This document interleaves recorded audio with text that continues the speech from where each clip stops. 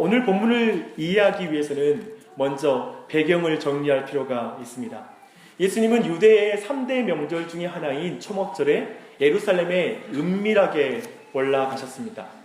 그의 초막절에 유대의 최고의 관심사는 예수 그리스도였습니다. 그래서 많은 사람들 사이에 그런 질문이 오갔을 것입니다.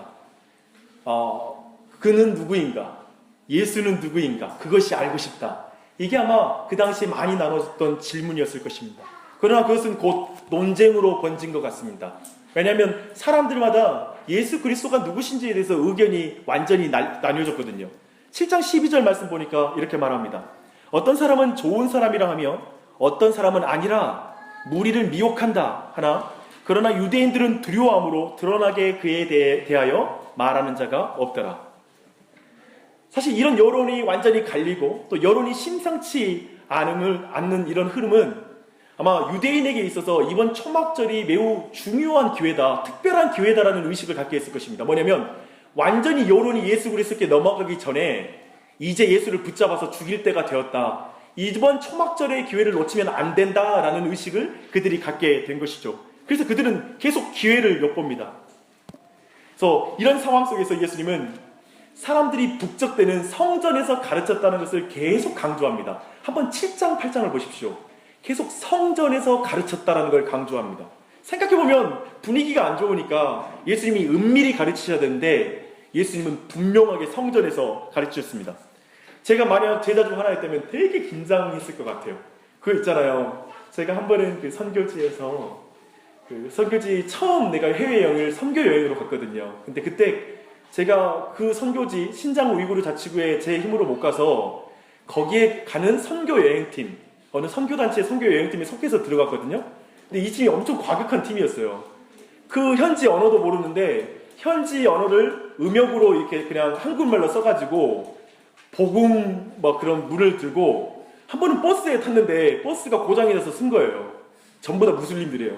근데 갑자기 이 친구들이 막 그 복음을 전하는 거예요. 저는 개인적으로 너무 과격해. 좀 무슬림들인데 친하게 사귀지도 않고 이렇게 전하면 돼 하고 굉장히 긴장했던 기억이 제 안에 납니다.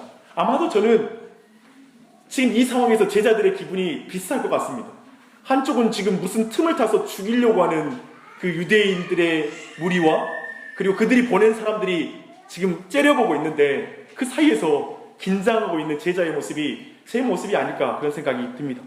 이런 분위기 속에서 예수님과 유대의 권력자들은 두 차례에 걸쳐서 초막절 대회전을 합니다. 이 대회전이라는 말은 전쟁 용어입니다. 뭐냐면 한 양쪽의 군사가 모든 전투력을 동원해서 전면전을 펼칠 때 그걸 대회전이라고 말합니다. 사실 이런 승부를 통해서 전쟁의 승패가 완전히 갈리는 그런 승부입니다. 그래서 대부분 이 고대 시대에는 평야에서 그런 대회전이 일어났습니다. 그런데 매우 흡사하게 오늘 예수님과 저 유대의 지도자들과의 대회전 또한 광장에서, 어쩌면 그 당시엔 성전이 가장 넓은 장소였을 거예요. 많은 사람들이 북적대는 장소입니다. 그리고 헬라식으로 표현하면 아테네의 아레오바고 광장과 같은 그런 넓은 광장입니다. 거기에서 지금 이 대회전이 벌어지기 시작합니다. 그리고 대부분 전쟁은, 과거의 전쟁은 며칠 만에 끝나는 게 아니라 또 장기전이 되기도 하잖아요. 동일합니다. 초막절 기간 내내 이 일이 벌어집니다. 정확하게 말하면 초막절 중간부터 논쟁이 이제 벌어지는데요. 초막절 전체 기간이 8일이니까 아마도 4일 혹은 5일부터 이 논쟁이 시작된 것으로 보입니다. 첫 번째 이 대회전은 7장 대회전입니다. 근데 이 대회전을 처음에 시비를 걸고 싸움을 거시는 분은 예수 그리스도입니다. 예수님은 이제 구약을, 아마도 예수님이 그 성전에서 가르치셨던 내용들은 구약을 바탕으로, 구약을 굉장히 새로운 관점으로, 통찰력 있는 관점으로 설명하는 구약 성경 강해였을 거예요. 강해 설교였을 거예요. 근데 예수님의 가르침이 얼마나 탁월했던지 말씀 보니까 7장 15절의 말씀 보니까 유대인들이 그 탁월함에 대해서 인정해요. 뭐냐면 이렇게 말하는 거죠. 배운 것도 없는 이 사람이 어떻게 글을 알지? 어디서 배운 거야? 너무나 탁월한 강해를 하니까 그렇게 말했던 것입니다. 사실 이 표현은 예수님을 좀 무시하는 말 아니에요? 야, 배운 것도 없는데 말 한 번 잘한다. 마치 이런 느낌을 지금 가지고 있는 것입니다. 그런데 이 질문은 사실 진짜 예수님을 무시하는 질문이기도 했어요. 이런 거예요. 지식의 근원이신 분에게 지식의 출처에 대해서 물어봐요. 굉장히 이건 예수님을 무시하는 것이죠. 제가 이걸 비유를 생각하다가 좋은 비유는 아니지만 여러분께 설명해 드리겠습니다. 한번 생각해 보십시다. 한 병원의 의사가 정말 중병이 걸렸는데 정말 자기 고집을 꺾지 않고 처방을 받지 않고 고집 부리는 한 사람이 그 환자가 있었던 거예요. 그래서 그 환자에게 설득하는 거예요. 여러 가지 비유를 들어서 설명하고 그리고 정말 달래기도 하고 그리고 위협하기도 하면서 그를 설득하고 설득했는데 마지막에 그 환자가 이렇게 대답하는 거예요. 야, 선생님 되게 비유 잘하시네요. 이렇게 말 잘하려면 어디서 배운 거예요? 좀 이렇게 말 잘하는 걸 좀 배우고 싶네. 이렇게 말한다면 여러분이 그 의사라면 여러분 기분이 어떨 것 같아요? 굉장히 모욕적이지 않겠어요? 내가 무슨 말 했나? 내 수고를 전혀 알아주지 못한다라는 그런 생각을 당연히 했을 것입니다. 그런데 아마도 여러분 모두 그런 환자를 상상할 수 없겠죠? 의사가 그렇게 말하는데 그런 식으로 대답하는 사람을. 근데 제가 볼 때 영적인 환자들은 그렇게 대답해요. 육적인 병든 자들은 의사가 그러면 설마 그렇게 말하진 않지만 우리와 같이 영적으로 병든 자들은 그렇게 대답할 때가 있습니다. 엉뚱하게 대답하는 것이죠. 예수님을 주목하지 않고 계속 다른 것을 주목하는 거예요. 아마도 설교 시간에도 우리가 그런 걸 느낄 수 있는 것 같습니다. 아마도 예수 그리스도께 주목하지 않고 진짜 이 말씀의 의미에 주목하지 않고 그저 여러 가지 환경과 배경, 아마도 교회를 찾을 때도 그렇잖아요. 핵심적으로 예수 그리스도가 계신지를 보지 않고 여러 가지 조건을 보는 것. 아마도 그런 것들도 이런 내용에 속할 것입니다. 근데 예수님은 구체적으로 사실은 이 예수님을 진짜 보지 못하는 신앙에는 한 가지 중요한 문제가 있어요. 뭐냐면 그 중심에 반감을 가지고 있다는 거예요. 예수님에 대해서. 이 반감을 가지니까 예수님은 보지 못하고 그저 말 잘하는 걸 보는 거예요.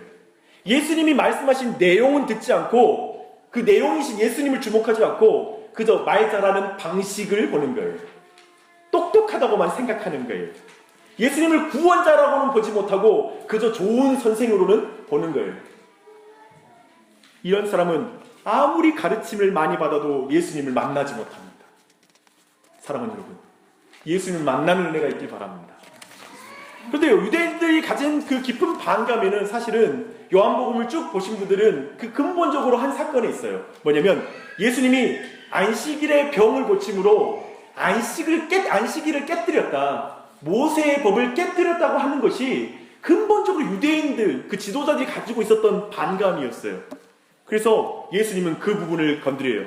7장 22절 24절 봐봐요. 다 함께 읽겠습니다. 모세가 너희에게 할례를 행했으니 그러나 할례는 모세에게 난 것이 아니요 조상들에게서 난 것이라. 그러므로 너희가 안식일에도 사람에게 할례를 행하느니라. 모세의 율법을 범하지 아니하려고 사람이 안식일에도 할례를 받는 일이 있거든 내가 안식일에 사람의 전신을 건전하게 한 것으로 너희가 내게 노여하느냐? 외모로 판단하지 말고 공의롭게 판단하라 하시니라. 무슨 말씀이에요? 예수님 말씀하신 건 뭐냐면 왜 안식일에 사람을 고친 것으로 나를 죽이려고 하느냐? 너희들은 안식일에 할례를 행하지 않느냐? 즉 너희들을 부분적으로 너희들을 거룩하게 만드는 의식들을 너희들은 안식일에 하면서 내가 한 사람의 인생을 그 전신을 거룩하게 하는 그 완전한 회복을 베풀었거늘 너희들은 왜 그거 가지고 나를 죽이려고 하느냐? 이렇게 지금 예수님은 반문하십니다. 저는 개인적으로 이 부분이 토론의 끝판왕이신 예수님을 보여준다고 생각합니다. 저는 어렸을 때부터 그 백분 토론이라든지 여러 가지 정치 토론을, 시사 토론을 되게 좋아했는데요. 그때 최고의 논리의 왕은 누구냐면 상대편의 논리를 그대로 가지고 와서 그대로 반박하는 사람. 그게 정말 끝판왕인데 예수님은 그렇게 말하는 거예요. 너희들이 안식일을 귀하게 여기고 있고 그리고 모세의 율법을 귀하게 여기고 있다고? 사랑한다고? 그런데 너희들은 할례를 행하지 않느냐? 그런데 왜 나에게 너희들은 죽으려고 나를 그렇게 보고 있느냐? 이렇게 말하고 있는 것입니다. 참으로 유대인들은 율법을 중요하게 생각했고 모세가 가장 위대한 선지자라고 생각했습니다. 그런데 이제 이 사건에서 모세보다 더 위대하신 예수 그리스도를 예수님은 지금 말하고 있는 것입니다. 그래서 이 첫 번째 대회전은 예수님의 승리로 마무리됩니다. 지식의 근원이신 예수님께서 지식의 출처를 묻고 있는 사람들을 완벽하게 반박하신 것입니다. 근데 이 일 후에 유대 권력자들은 좀처럼 예수님을 붙잡을 모멘텀을 만들지 못합니다. 예수님이 성전에서 가르치심에도 불구하고 누구도 예수님 붙잡지 못하는 거예요. 그래서 그렇게 점점 시간이 흘러가다 명절 끝날에는 치욕적인 소리를 들어야 됐습니다. 7장 37절로 38절입니다. 명절 끝날 곧 큰 날에 예수께서 서서 외쳐 이르시되 누구든지 목마르거든 내게로 와서 마시라. 나를 믿는 자는 성경의 이름과 같이 그 배에서 생수의 강이 흘러나오리라 하시니. 이 말은 무슨 말인가요? 명절 끝날 이제 이 마무되는 이 시점에 예수님은 자신에 대해서 명백하게 선언하는 거예요. 나는 생명에 이르는 길과 그리고 진리를 말하는 자가 아니라 내가 길과 진리요 생명이다.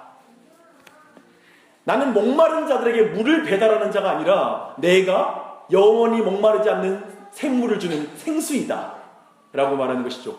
계속 우리가 봤던 요한복음을 계속 이어보면 나는 너희들의 배고픔을 채워주는 떡을 배달하는 자가 아니라 내가 생명의 떡이다. 이것은 출애굽기에 나는 여호와다, 나는 나다라고 말했던 하나님의 표현, 하나님에게만 칭해지는 나는 누구이다라고 하는 표현을 예수 그리스도가 그대로 가지고 와서 사용하는 거예요.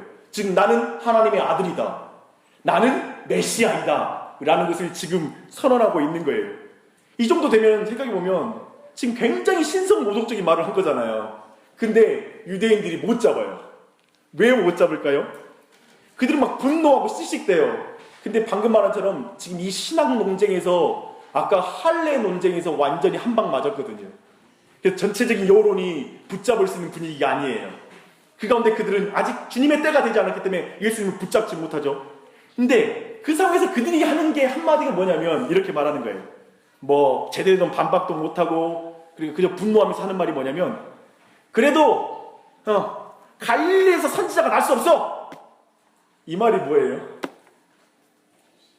7장 대회전에서 유대인들은 24절이 말하는 것처럼 예수님을 공의롭게 판단하지 못하고 고작 외모로 판단하는 거예요. 그게 그들이 할 수 있는 모든 거예요. 53절을 보니까 그들이 그리고 나선 다 각기 집으로 돌아갔다라고 말합니다. 이제 이들 집으로 돌아가면서 이 분노에 가득 찬 사람들이 스스로 뭐라고 말했을까요? 저는 전체 말씀을 한번 이런 말로 표현해봤습니다. 분해라. 너 예수, 네가 모세보다 더 큰 분이라고? 율법을 무시해? 못생긴 갈릴리 촌놈 무식쟁이 두고 보자. 딱 이 말을 했을 거예요. 이 마음을 품고 집으로 돌아갔을 것입니다. 그리고 나서 이제 초막절이 끝나버렸어요. 초막절의 8일이 끝난 그 다음날 아침이었습니다. 초막절이 지났기는 했지만 저는 여전히 이것을 성전에서 벌어지는 제2회전, 두 번째 대회전이라고 생각합니다. 이번에는 유대인들이 성공으로 들어옵니다. 지난밤에 씩씩대면서 집으로 돌아갔던 유대인들이 어두운 밤에 반전의 카드를 찾아냅니다. 참 놀라운 건 어둠 가운데 있는 사람들은 어둠 속에서 어둠의 카드를 잘 찾아내요. 죄 짓는 걸 너무 잘해. 그쵸? 그들은 지난밤에 가늠하다 붙잡힌 여인을 예수님 앞에 끌고 옵니다. 그리고 회심의 미소를 지으면서 예수님께 물어봅니다. 4절로 6절입니다. 예수께 말하되 선생이여, 이 여자가 가늠하다가 현장에서 잡혔나이다. 모세는 율법이 이러한 여자를 돌로 치라고 명하였거니와 선생은 어떻게 말하겠습니까? 그들이 말하는 이유는 고발할 조건을 얻고자 예수를 시험함일러라. 최근에 우리 사회에 회자되는 한 가지 말이 있습니다. 이런 말 이제까지 없었죠. 무슨 말이냐면 법꾸라지라는 말입니다. 무슨 뜻인가요? 죄를 지었지만 법의 빈틈을 이용해서 벌을 받지 않고 피해가는 법을 너무 잘하는, 그리고 또 법을 너무 잘하는 그런 사람들, 법꾸라지라고 말합니다. 근데 오늘 이 본문에는 좀 달라요. 죄가 없으신 예수를 죽이기 위해 모세의 율법을 들고 와서 어떻게든 엮어서 죽이려고 하는 다른 형태의 법꾸라지가 여기 있습니다. 그리고 나서 이 예수 그리스도를 시험하기 위해서, 즉 고발하기 위해서라고 말하는데요. 이 부분에 대한 고발의 그 내용을 보면 크게 두 가지 해석입니다. 여러분들은 어떻게 이해하고 있는지 한번 확인해 보십시오. 첫 번째 해석은 이것입니다. 예수님이 모세가 전한 그 율법에 따라서 그 여자를 단죄하지 않으면 예수님은 율법을 어기는 것이 된다 라는 데서 고발할 조건이 되고요. 또 예수님이 여기서 은혜의 일을 전하는, 은혜의 말씀을 전하는 일을 포기하고 그 여자를 그 여자를 또 단죄해버리면 이제 예수님의 가르침의 일관성을 잃어버린 것이다. 이제까지 늘 은혜와, 그리고 자신들이 볼 때는 죄인들과 어울렸거든요. 그런데 그 일관성을 잃어버린 것이다 라고 생각하면서 어차피 외통수에 걸렸다라고 말하고 이 말을 했다 라고 말하는 게 첫 번째 해석입니다. 매우 전통적인 해석입니다. 두 번째 해석은 뭐냐면, 예수님이 모세의 율법을 따라서 돌로 쳐 죽이라고 하면 그 당시에 로마 법에 의하면 사형만큼은 어떤 그 피지배 국가의 그 법정에 맡기지 않았거든요. 그래서 만약에 돌로 쳐 죽이라고 말하면 로마의 법을 어기기 때문에 당장 빌라도에게 고발해서 이 사람을 잡아가게 해야지 라는 생각을 했던 것이고, 또 한 가지, 여인을 단죄하지 않으면 모세의 법을 따르지 않는 것이 되므로 유대인의 최고 법정인 산헤드린 공회 같은 곳에 고발하여서 종교적으로 심판할 수 있을 것이라고 또 생각하는 것입니다. 여러분, 이 둘 중에 어떤 해석이 더 맞을까요? 저는 좀 더 두 번째 해석이 자연스럽다고 생각합니다. 왜냐하면 오늘 말씀을 보니까 고발하기 위해서 시험함 일러라고 했기 때문입니다. 고발이 강조되는 것이죠. 그런 의미에서 볼 때 지금 유대인들은 이런 복잡한, 어디로 말을 해도 이제 외통수에 걸려버리는 이런 회심의 반전의 카드를 썼을 뿐만 아니라 이것은 굉장한 방법이었어요.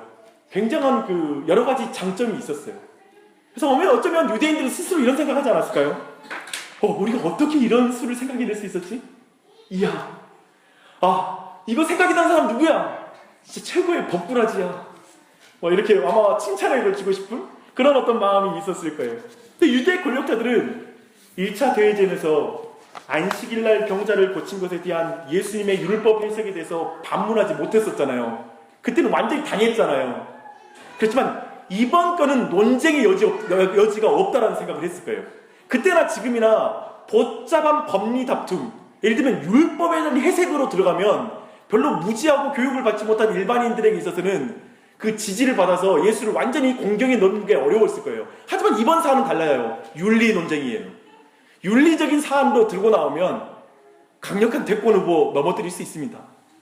지금 전선이 매우 분명한 주제를 가지고 다시 온 거예요. 이날 밤에. 회심의 카드입니다. 왜냐면 이번에 그 가늠한 여자를 향해서 벌써 분위기도 좋아요. 사람들의 손은 돌이 들려 있어요. 그리고 그 여인을 향하여 분노하고 있어요. 그래서 예수님이 여기서 잘못 판단해서 조금만 미끄러지면 바로 그 분노를 예수님께 돌리고 그들의 손에 있는 돌만 던지면 예수를 죽이고 이 모든 사건은 깔끔하게 정리되는 거예요. 그래서 자신들이 예수를 죽였다는 피를 묻힐 필요가 없고 전체 여론의 지지를 받으면서 이 문제를 해결할 수 있는 거예요. 굉장히 좋아요. 근데 이 사건의 결과는 어떻게 됩니까? 여러분이 잘 알고 있어요. 예수님은 그들이 쳐놓은 덫을 벗어나 죽으시지 않았을 뿐만 아니라 죽을 수밖에 없었던 여자를 다시 구원하십니다. 이게 은혜이지요. 어떻게 해요? 예수님은 그 자리에 그 여인을 향하여 돌로 쳐 죽이려고 하는 그 모든 사람들의 영적인 실체를 한마디로 드러냅니다. 뭐냐면 너희 중에 죄 없는 자가 먼저 돌로 치라. 저는 이 말을 봤을 때 여러 가지 질문이 떠올리더라고요. 예를 들면 이런 말들, 사법권에 대한 부정 아닌가? 죄 없는 자가 어디 있어요, 우리 중에? 그러면 아무도 정죄하면 안 되겠네? 판단하면 안 되겠네?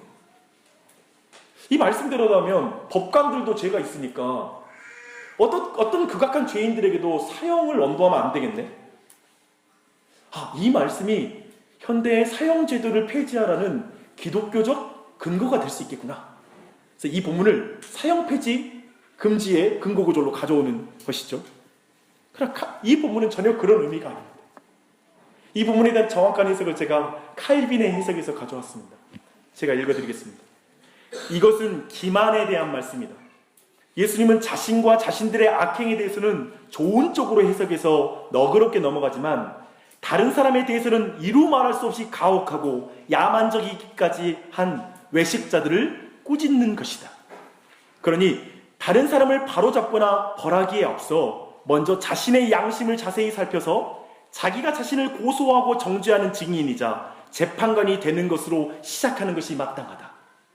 이런 식으로 하면 우리는 사람을 미워하지 않으면서도 죄와의 싸움을 해나갈 수 있게 된 것이다. 유대인들은 진짜 교만하잖아요. 그 여자 앞에 자기들은 죄인이 아닌 것처럼 한 여인을 완전히 무시하잖아요. 네, 오직 그 부분을 방금 설명했던 이 방식으로 넘어가는 것이죠. 그들은 예수님의 말씀으로 자신의 영적인 실체를 보게 돼요. 그래서 양심이 너무나 거리꼈다라고 말하고 있습니다.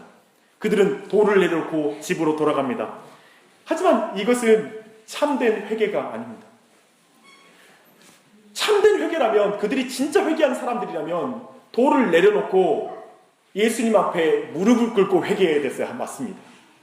그들은 홀로 집으로 돌아가는 것이 아니라 예수님 앞에 엎드려 나의 죄를 용서해 주십시오 하고 주님을 붙잡았을 때 그건 진정한 회개였을 것입니다.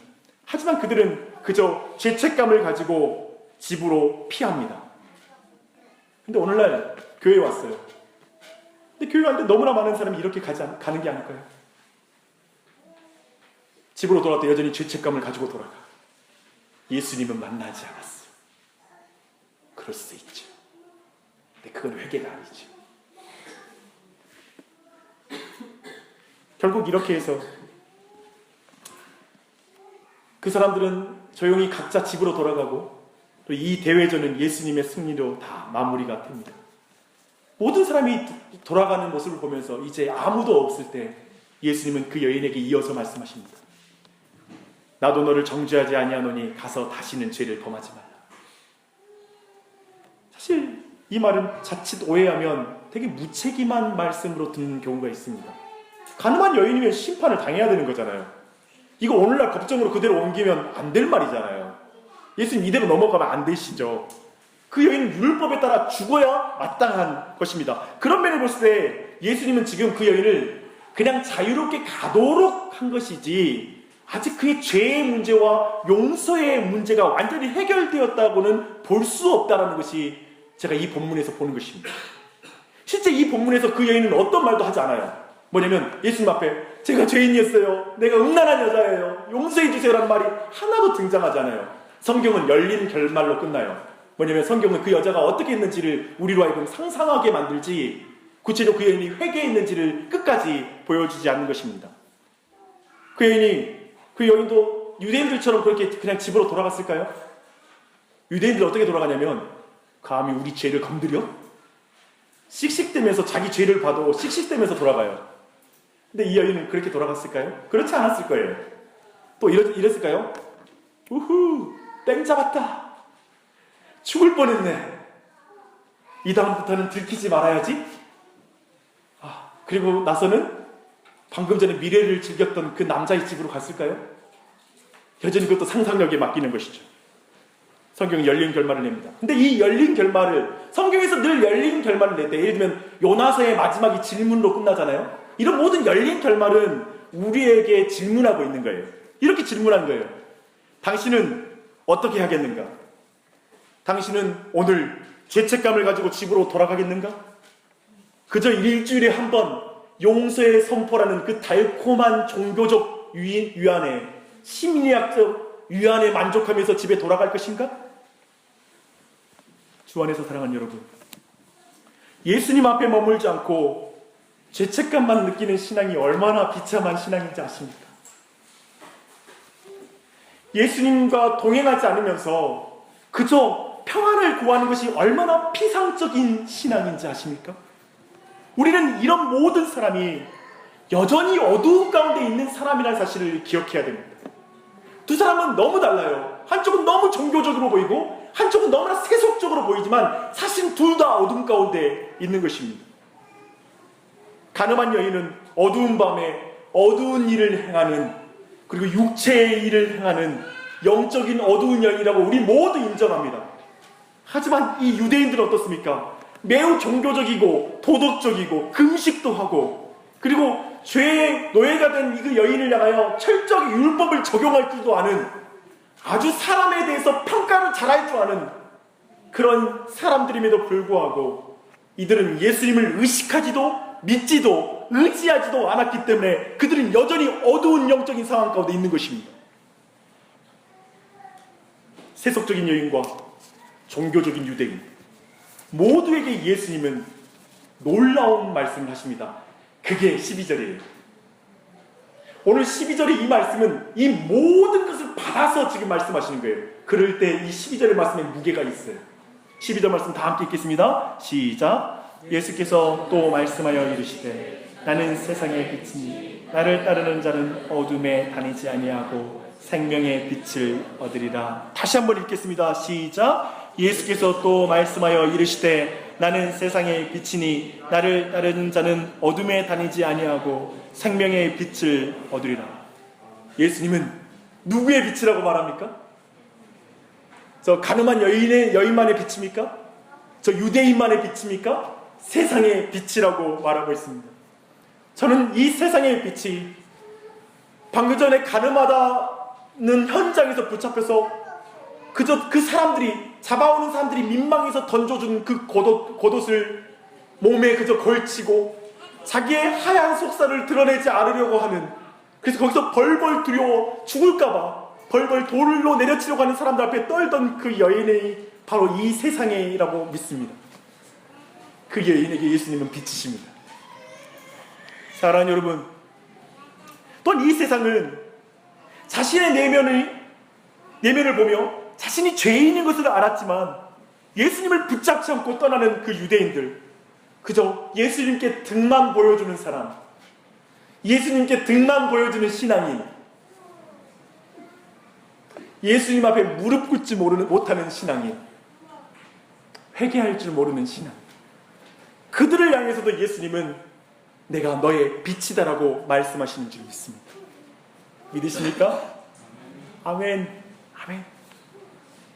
예수님은 철저히 세속적인 사람과 철저하게 종교적인 사람 그 모두에게 나는 빛이다라고 지금 말씀하고 있는 것입니다. 사랑하는 여러분, 지난밤 육체의 만족을 위해 밤을 새웠던 사람과 율법에 대한 열심에 사로잡힌 그 모든 자를 향하여 나는 너희의 빛이다 라고 말씀하고 계십니다. 저는요, 이 나는 세상의 빛이다라는 말씀이 너무 따뜻하게 느껴져요. 그렇지 않으세요? 이 해석에 우리가 따를 때 사실 이 말은 그 두 부류를 향하여 회개하라 라고 말하는 강력한 하나님의 호소인 것입니다. 왜 그럴까요? 사실 우리 모두는 이 두 인생을 왔다 갔다 하는 것 같지 않으세요? 저 가늠한 여인과 그리고 저 유대인들, 무슨 말입니까? 우리는 때로는 우리가 너무나 영적인 것이라고 느껴요. 그러나 때로는 우리는 너무나 육적인 자신을 보지 않습니까? 주일날 예배 드릴 때, 그리고 그 주에 큐티 잘하고 아침 기도회 드릴 때, 아니면 경건에 대한 훈련들을 충실하게 할 때 나처럼 거룩한 사람이 없고 나처럼 영적인 사람이 없는 것 같은 느낌을 받아요. 어쩌다 내가 한번 친구 앞에서 전도 한번 했을 때 끝나고 나서 야, 나 오늘 할 거 했어, 그렇게 자신감이 넘칠 수 있어요. 그런데요, 그 다음날 때로는 주일을 넘어 그 금요일이 됐을 때 내가 이렇게 세속적인 사람인가? 내가 이렇게 육적인 사람인가? 일주일 동안 내가 한 번이라도 주님을 생각한 적이 있었나? 내가 정말 영적인 사람이 맞나? 스스로 내가 그리스도인인가? 이렇게 질문하며 우리가 자신의 영혼을 볼 때가 있습니다. 생각해 보십시오. 우리 그렇게 영적이라고 스스로 또 느낄 때는 여러분 어떻게 세상을 보세요? 저 사람 왜 저렇게 사나? 아니, 왜 저렇게 말씀을 지키지 않아? 왜 저렇게 희생할 줄 몰라? 왜 저렇게 세속적이야? 어쩌면 우리는 그때는 그렇게 말을 해요. 다른 사람의 눈에 있는 티를 세워보면서, 그리고 그 사람들이 가서 이렇게 말하죠. 내가 사랑하기 때문에 하는 말인데, 그렇게 나선 하나하나 조집니다. 물론 이 말할 때 꼭 이렇게 말해요. 내가 뒷말하는 성격이 아니야. 그리고 내 속에 있는 걸 그냥 담아놓지 못해서 그래. 나 위선적인 사람 아니야. 그리고 나 뒤끝 없으니까 내 말 좀 들어봐 라고 말해놓고 사람을 죽여놓습니다. 이런 모습은 이 종교인에게 보이는 모습입니다.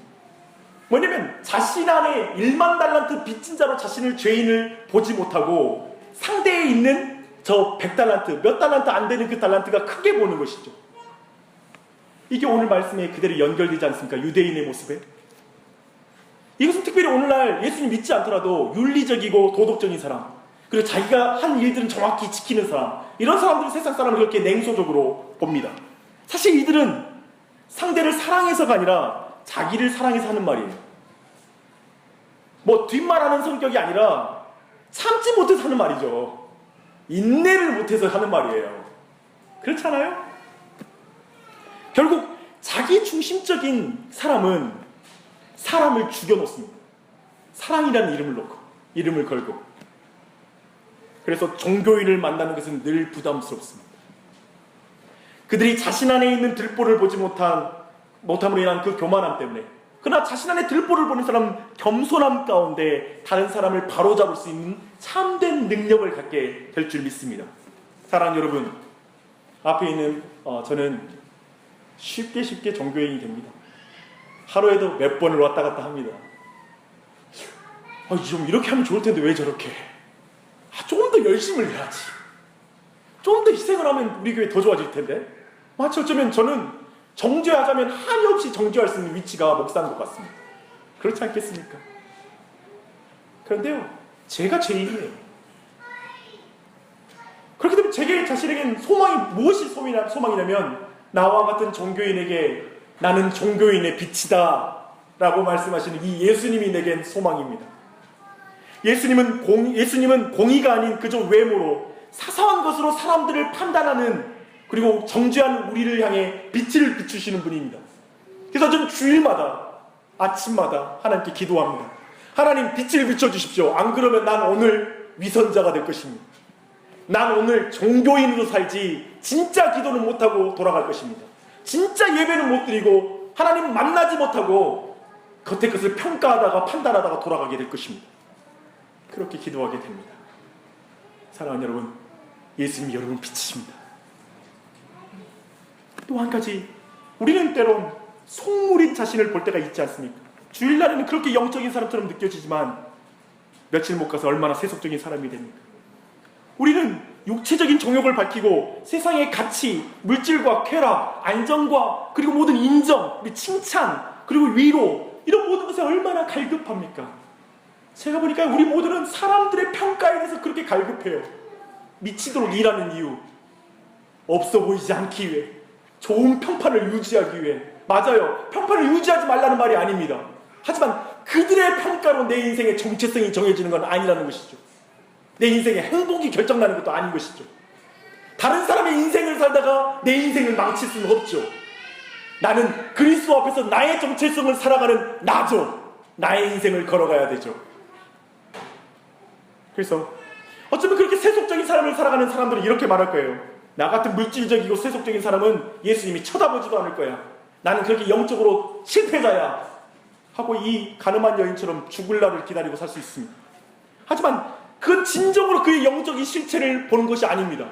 사실은 이 사람의 영적인 실체는 뭐냐면 예수님이 막 앞에서 그 사람의 눈을 딱 쳐다보는데 눈을 보지 못하고 피하는 것입니다. 그래 놓고는 예수님이 날 보지 않는다고 말해요. 여러분 그렇지 않으세요? 하나님 선하지 않다고요? 하나님 여러분을 사랑하지 않는다고요? 아니요. 똑바로 보고 있는데 여러분이 보지 못하고 있는 건 아닙니까? 그런 사람에게 예수님 말씀하십니다. 나는 지독하게 세속적이고 현실적인 너의 빛이다. 내가 너의 죄의 형벌을 다 당하였으니 이제 어둠에 다니지 말고 나를 따르라. 빛 가운데 거하라. 이게 세속적인 우리를 향한 예수님의 따뜻한 말씀이 아닙니까? 그러니 회개하십시오. 주 안에 사랑하는 여러분, 나는 세상의 빛이라는 이 말씀은 회개를 요구하는 강력한 말씀입니다. 내가 어둠 가운데 있는 것을 보라. 자신이 어둠 가운데 있는 것을 보는 자는 이제 비친 나를 믿으라. 그리고 나를 따르라. 나는 내가 홀로 집에 가는 것을 눈뜨고 볼 수 없다. 나는 내가 홀로 어두운 세상을 살다 어두운 곳으로 가는 것을 난 도저히 볼 수 없다. 그러니 나를 믿으라. 내가 내 인생의 빛이다. 내가 광야에서 그 불기둥처럼 내 인생을 인도할 것이고 너에게 공급할 것이다. 그러니 어두움에 다니지 말고 생명의 빛을 얻으라. 이 요청에 아멘하십시오. 순종으로 반응하십시오. 빛이 함께하니 무엇이 두렵습니까? 용기를 내십시오. 주님 앞에 엎드리십시오. 주님과 동행하십시오. 이 시간 기도하십시오. 하나님 아버지, 우리가 주일날 매일 교회에 나오기 때문에 우리가 빛 가운데 있는 것인가요? 우리가 좋은 말씀을 듣고 그리고 매일 큐티를 하고 기도를 하고 그래서 우리가 빛 가운데 있는 것인가요? 그렇지 않을 수 있다는 것이 두렵습니다. 오늘 말씀처럼 주님을 따르지 않는다면 그것이 이미 어둠 가운데 있는 것입니다. 우리의 삶에 하나님의 말씀이 귀에만 머물고 우리의 육체와 삶에 남지 않는다면 어쩌면 우리는 영적인 어두움 가운데 있습니다. 순종에는 관심이 없고 성공에만 관심이 있습니다. 주님을 따르는 것에 관심이 없고 세상을 따르는 데 혈안이 되어 있다면 그것이 바로 육적인 것이고 그것이 어둠 가운데 있는 것이고 세상을 사랑하는 것이라는 걸 우리가 배웁니다. 인정합니다. 그 말씀을 본다면 너무나 종교적이기도 하고 너무나 육적이기도 하는 우리 자신이 주님 앞에 서 있습니다. 근데 그들을 향하여, 우리를 향하여 주님이 나는 세상의 빛이니라고 말씀해 주시니 감사합니다. 이처럼 아름다운 말이 어디 있습니까? 진짜 어둠 가운데 자신이 있다고 생각하는 사람은 이처럼 소망이 넘치는 말씀이 어디 있겠습니까? 주님, 우리 모두의 영적인 실상을 드러내셔서 이 빛이신 예수님이 감격이 되게 해주시고 감사가 되게 해주시고 소망이 되게 해주시고 그 순간에 영생의 바라봄이 되게 하여 주시옵소서. 하나님, 그 빛 안에 주님 우리 안에 기쁨을 회복시켜 주시옵소서. 우리 사랑하는 성도들, 가정들, 자녀들 그리고 이 교회를 온전히 회복하여 주셔서 주님의 빛이신 예수님을 따라감으로 말미암아 영원한 생명의 빛을 소유한 참된 제자가 되게 하여 주시옵소서. 그런 제자로 일어나는 온 교회가 되기 원합니다. 빛깔 한 번씩 어둡습니다. 이 땅에 많은 사람들 철저히 썩어질 것을 그리고 결국 어두움으로 끝날 것으로 한 발짝씩 나아가고 있는 사람이 너무나 많이 있습니다. 주님, 우리 교회를 사용하여 주시옵소서. 빛으로 사용하여 주시옵소서. 빛을 가진 자는 등경 위에 등불을 두는 것이 아니라 등경 아래 등불을 두는 것이 아니라 하나님 그 동산 위에 그 불을 놓은 줄 믿습니다. 우리가 빛을 드러내게 하여 주시고 주의 빛을 나타내게 하여 주시옵소서.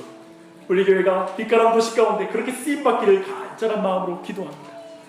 오늘도 말씀 가운데 인도하시니 감사합니다. 죄책감을 가지고 돌아가지 않고 이제 예수님만 의지하기에 기쁨 가운데 돌아가게 하여 주시옵소서. 이걸 믿습니다. 예수님의 이름 받들어 기도합니다.